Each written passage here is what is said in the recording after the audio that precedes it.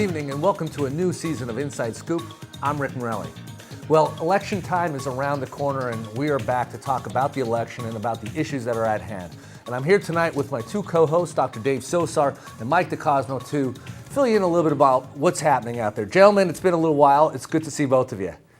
It's good to see you again. Since we were here, I think we have kids on the way, right? Grandchildren. A lot has gone on since we met last. Congratulations, Rick, on your first son. Thank you. Very healthy, Jack. To your fifth granddaughter. All granddaughters. but a boy's on the way, though, in about 4 weeks. Okay, we'll plan on that. Dave, any kids? And as that we don't no know kids, about? and as people have said about me for years, so you're going nowhere, and that's exactly where I went over the summers, nowhere.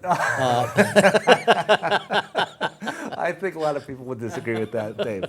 But again, gentlemen, exciting times as always interesting when elections come around. And again, I think a lot of people tune in to hear what our thoughts are and what's going on. And, you know, I think in this election season, a couple months from now, the number one issue that everyone can relate to, no matter where you live, is the presidential election. We have President Barack Obama running for his second term, Mitt Romney, who is out there, the Republican nominee. It seems to be, with the polls, a little bit closer than I thought, but, you know, what are your thoughts as to what you see right now and what to expect? Well, let me jump on in right off the bat and say that, the polls, the general polls are nice and close. It's 45, 46, 47, 46, but it's in the swing states that you really have to take a look. The swing states, I'm going to say unfortunately, because that's my Republicanism coming out on them. The unfortunately, seem to be breaking towards Obama, at least for right now. I have a group of students, and we're talking about this in a presidential election course, and each one is watching a swing state, and in many of them, you're going to find that Obama is up by a point or two or three. So it seems to be breaking his way right now. I think one of the things that the viewers have to watch and be ready for is the first of the debates coming up. Yep. I think that's going to make a real difference in the polls one way or another, either for Obama or for Romney. And Mike, your thoughts? I mean, are you surprised with what you see, or any chance you think Romney might win this election? I thought Mitt Romney would be a much stronger candidate, Rick, than he's proven to be so far. I think he said a lot of things that I wish, that he wishes he could have taken back at this point. I really thought Pennsylvania was going to be a toss-up state, especially with the voter ID laws. I'm still waiting to see my first Mitt Romney advertisement in Pennsylvania. I don't think they're spending any money at all in the state. So I don't know how that's going to affect the other races in the state. And, there are probably going to be some pretty close legislative races. I was reading analysis in the Philadelphia paper. I guess some of the seats last time that went because of the Tea Party effect down in the Philly area, now all of a sudden, without the top of the ticket spending money, could change the complexion of the House races. Yeah. It is kind of disappointing being in Pennsylvania that Pennsylvania is really not a swing state. It's nice to live in a state where you hold some clout, and it seems that Pennsylvania is just moving Democrat. I'm not sure if it's because of Obama or the Democratic Party. Mike believes it's the Democratic Party. Dave, I think you might feel differently. I just think that it's surprising, and I don't have a good feeling for why it's moving that way. You would think with the 9.6% unemployment, especially here in northeastern Pennsylvania, that's going on right now, that there would be much more frustration, much more anger about where are the jobs, where are the promises. And it's not happening. Let me ask both of you gentlemen this question. And to me, I think there are a lot of issues with this campaign. But the one issue is, in a big picture, should the United States of America be a welfare country? Should 50% of the people be on welfare or getting money from our government, or should you have to earn your money? And that's definitely one of the issues a lot of people are looking at and the debate that's out there. Mike. Well, Rick, the debate's out there because since 1960 up to 2009 in this country, what we used to do was the United States government used to purchase a lot more goods. And when we make purchases, we're buying missiles, we're building buildings, we're getting something in return for the dollars we're spending. What's happened with our purchases? They've declined by 10%. It's gone from 22% to 20% of our overall budget, where our transfer payments have gone from 5% to 15% of the budget. Now, when you're talking about welfare state, it's the transfer payments, and these are the programs like Social Security and Medicare and Medicaid.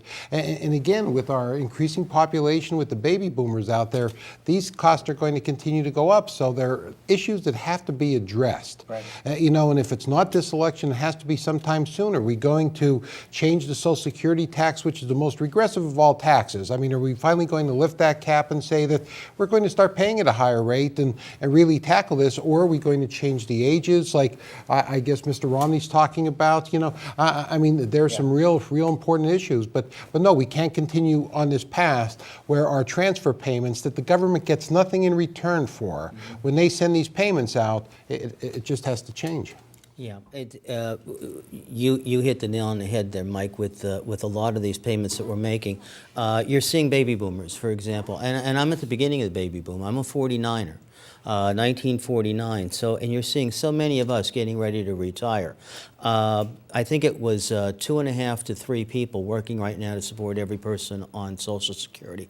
That's untenable. You cannot continue to do that. The same thing with Medicare. But it's the third rail.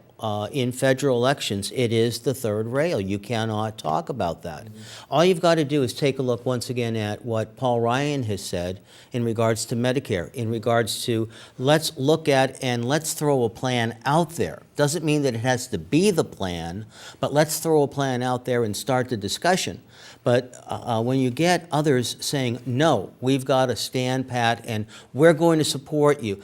My father is still worried about it every time he hears a Republican talking about we've got to do something about fixing Social Security. He's 95. He's not going to lose his Social Security. But every senior citizen feels the same way. If you talk about it, you're going to take something away from me. What about Obamacare?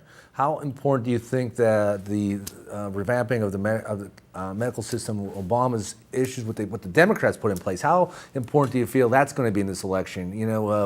Talk about Mr. Ryan. He got booed the other day at the ARP. I think he got booed at the ARP, but that's because there are people there that are very much involved. As you get older, you have the ailments and you have the problems that you've got to begin to address. For a lot of the people across the country, Obamacare, because it's not really being, at least the greater parts of it, being enacted right now. You're not seeing the taxes come into play nearly as much as you will in 2014. You're not seeing some of the changes that are occurring that, for example, the health care for people that have been exempt, so to speak, from Obamacare. Certainly with the court cases, I think that you're looking at in amongst religious organizations. I just was reading yesterday, and it's one of the big hobby businesses that are around the country. They're in 41 states. They don't want to have to pay for that contraceptive health care and abortion health care. They literally could be wiped out as a business in 41 states because of what fines the federal government may be putting on them. Let's take a look at the Catholic hospitals. Let's take a look at the schools. Let's take a look at the Catholic organizations out there, and it's not just Catholic. Yeah. If those rulings come down and they're lost, what do some of these schools, what do the hospitals do? Yeah. And none of that's in play yet. Yeah. Mike? Because of the unknown cost at this point, Rick, Obamacare I thought was going to be far more controversial of an issue in this election. I mean, obviously when it was first passed, he talked about a holy grail. I thought the Republicans felt they had their issue that was going to defeat President Obama in this election, and they're seeing the kind of reception, that vice presidential candidate Ryan is getting. I mean, you're seeing college students, once again, they're afraid of having that group energized, that 22 to 26-year-old group, that are now covered under Obamacare, that they're saying, hey, listen, if you don't find a job right out of college, you're not going to have to go into your pocket and pay $12,000 a year for health care insurance. And the reality of the situation is, Rick, is that everyone knows, and I could tell you, I see a client a day, who is still working at this point in their life strictly because of health insurance. They said, if it wasn't for health insurance, I'd be retired now, but I just can't afford the cost of health insurance. People who are benefiting or are going to benefit when the full effect of Obamacare kicks in, are thinking more favorably of it. So I think that's become somewhat of a neutral issue. Right. I think, in my opinion, the key to this election is do they have faith in Obama in moving forward? And there was an interesting statistic I read the other day in the paper with the market in presidential elections when the market moves, and I forgot the exact amount of percentages, but when the market's on the move, the last couple months before an election, the voters typically go with the incumbent because they feel that you're on the right track. And right now the market's doing pretty well, and that leads a little bit towards Obama. And I think it's fair to say that the best campaigner out there for Obama's campaign is President Clinton. Looking at the Democratic convention, he did a phenomenal job in summarizing what the Obama campaign has been doing, better than they have. The question becomes is, does the public believe that we are on the right track? Because we certainly didn't get there, even President Obama believes that.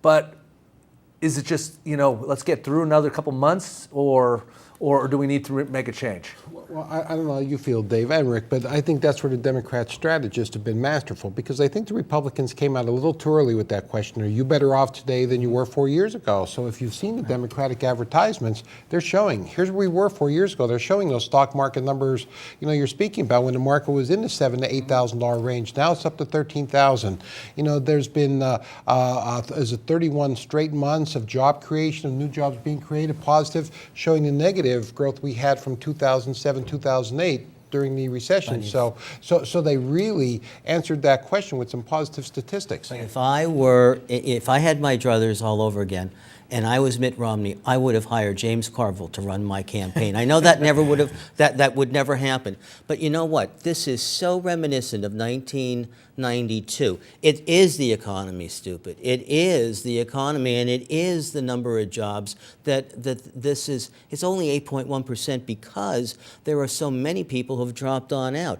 The market is beginning to do better and better, but it's because Ben Bernanke's been throwing $40 billion a month from the Federal Reserve into the economy, and we're borrowing and we're borrowing and we're borrowing against it.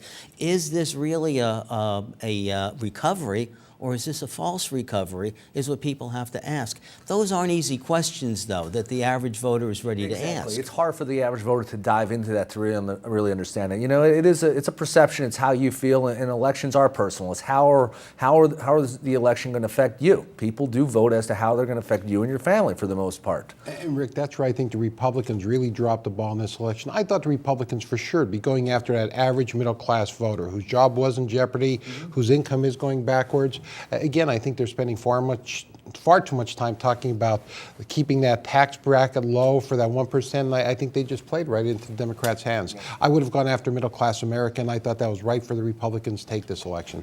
Well, again, we have plenty of time to continue to talk about this election as well as others. So we're going to take a quick break. When we come back, we'll talk about some of the other elections, Tara Toohill, Lou Barletta, and others here. Stay right there. You're watching Inside Scoop. We'll be right back.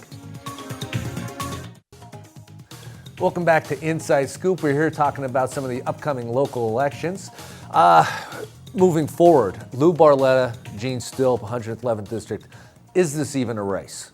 Again, we all know Lou. Obviously, we're probably biased here. We know Lou. But, Gene Stilp has no money to this campaign. We see some pig signs around town here and there.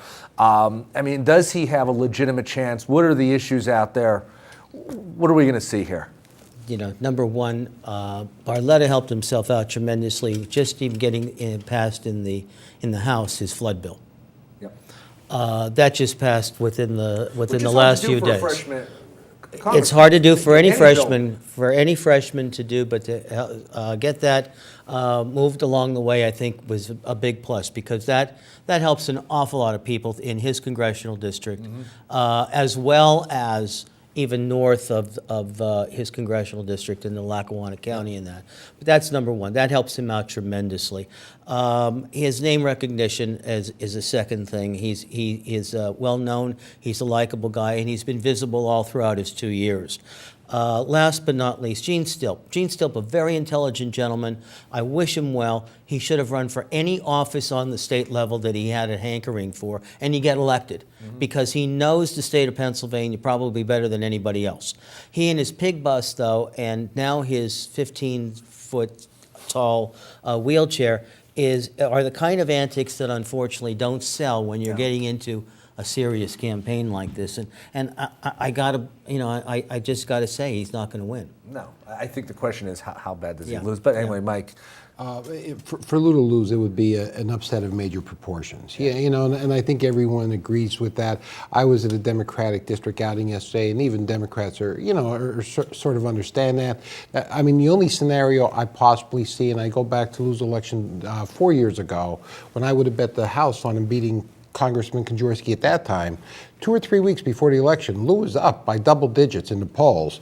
Barack Obama came on strong, and carried the rest ticket. In presidential year elections, Rick, people come out once every 4 years who don't vote in any other elections, and these people are generally straight Democrat voters. But let me just say with the pig, and I'm telling you, and I hope our district doesn't revert to this. I mean, as laughable as it is, and I hope our district doesn't become known for its barnyard animals, I really think as an attention getter, probably the turning point in the Eaches Toolhill race, I thought, was when she had the chicken outside of her office. So how much do chickens and pigs come into play in elections? I mean, I don't know. But we will see. But I think we have to give the voters a little bit more credit. The chicken was an antic, but at the end of the day, I think that election came down to Eaches did not want to debate. He thought he was better than her, and that lost the election. And regarding 2 years ago or 4 years ago with Barletta and Kanjorski, Obama had a lot of voters out there. Although I think Obama's going to win again, I don't think we're going to see the turnout. I think he lost a lot of those voters, number one. Number two, he was going up against Kanjorski, and he barely lost, where, a formidable opponent, a long-term Congressman Kanjorski versus Lou, different scenario. I don't think I don't think you have to be a real good candidate and have a very close election to have other voters carry you. I think he's so far off that no matter how many people come and vote, it's not going to turn the election around. And in a money race, Lou is so far ahead. Right. But the only other possible scenario I would throw in here is, Bob Casey being on the ticket too is going to bring Democratic voters in northeastern Pennsylvania. It's going to help the entire Democratic ticket. Right. But again, in Hazleton, people voting still for Barletta. Barletta is going to get a lot of Democrat votes here, and we know that. And I don't really know that, and I agree with you from what you had been saying before, the excitement in this election is the excitement of 2008. Yeah.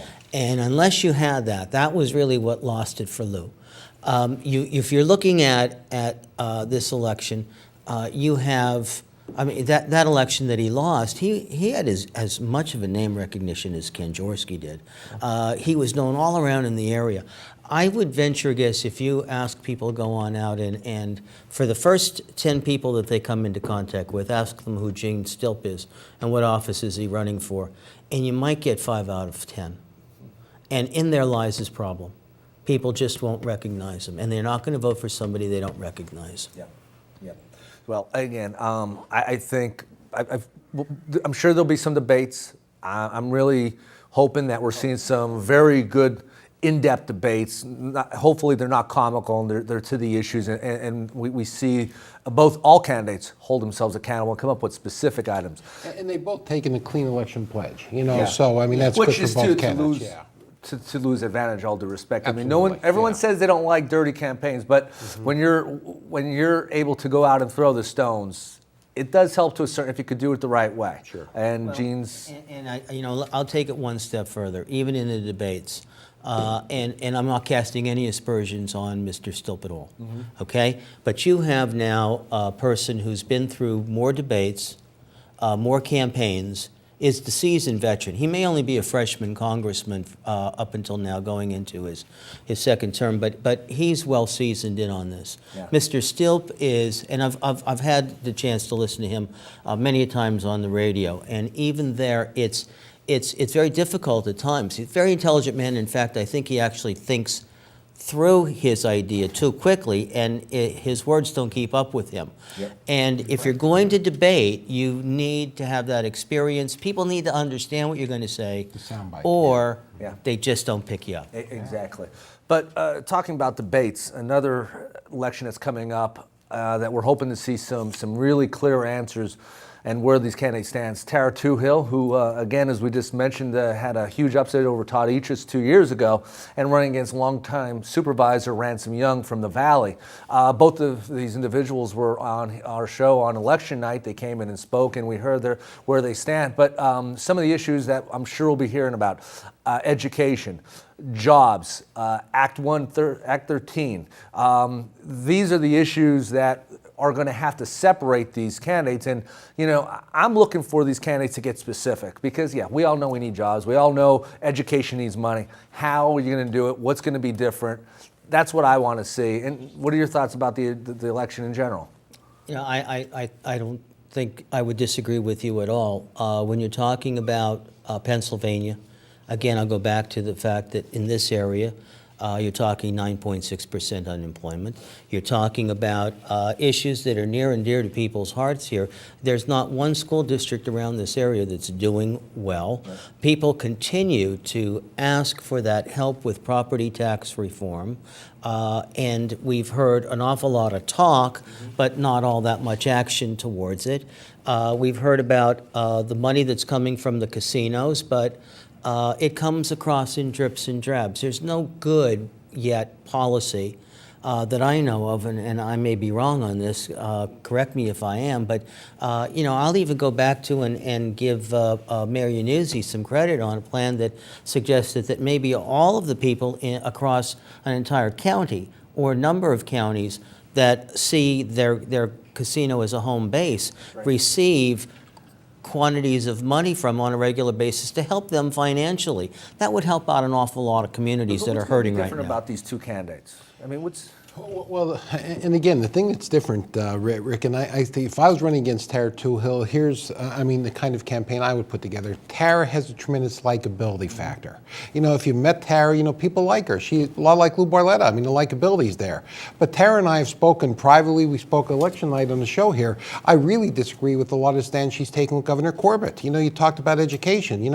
Anyone in this area who has a student going to any of the state universities and what they're trying to do in terms of increasing class sizes and tuitions and cutting funding for public schools. These are Corbett administration initiatives that Tara's been part and parcel to. So, if I was running against Tara, I don't think you could go after her as an individual, but again, some of the policies you may be against. But as you said, what is going to be different? Where does Mr. Young stand in education? I heard him talk about it, but I didn't hear any specifics in his plan. Well, and that's what I want to see. Not just this election, but all elections. I hate when people come up and say, I'm going to do this and do this. How are you going to do it? As I said before, education, yeah, we want money. Everyone does. Everyone wants jobs. What specifically? And those are the type of things we want to see. One of the things I've heard Tara mention on the campaign is about in the last 2 years, though, going back to the Republicans, they've passed the budget on time, which we haven't seen in the past. And that's something that, she has a feather in her cap and she's talking about. How important are those issues to the taxpayers, the voters, versus, again, something that we talked, how hard is it for the public to get their hands on the money that's coming in and out? The other night, and I'll let you speak, Dave, in a second, when we spoke on the night of election, we had one side say how much money came in, the other side say they didn't. Even us, how are we able to differentiate who is right and who is wrong on issues like that? I think the debates in this case then begin to delineate very clearly what each one, and I think that people in the audiences and people who are asking the questions are going to have to take that into consideration. What is it that you really stand for? Mm-hmm. You're right. Tara has a problem with being tied to the Republican governor, but a lot of people, for whatever the reason, don't see that. They see the members of the General Assembly as different than the governor. And you know what? I think if the Democrats really do want to make a much bigger stand on that, you got a budget passed for the last 2 years on time. But look what you did. Right. What about the general or the services to a lot of the charitable organizations, a lot of the organizations who really do need assistance right now that help out people across the state? Again, how about the education? How about any number of other problems that we're seeing that reflect in these budgets? Right. And again, Rick, you've mentioned jobs before.